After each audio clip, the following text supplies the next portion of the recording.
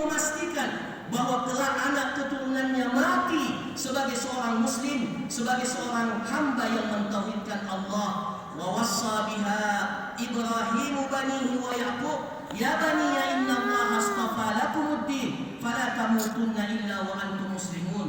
Dan Ibrahim pun berwasiat kepada anak-anaknya, begitu pula Yakub, wahai anak-anakku, sesungguhnya Allah telah memilihkan agama ini untuk kalian, maka jangan sekali-kali kalian mati kecuali dalam keadaan muslim.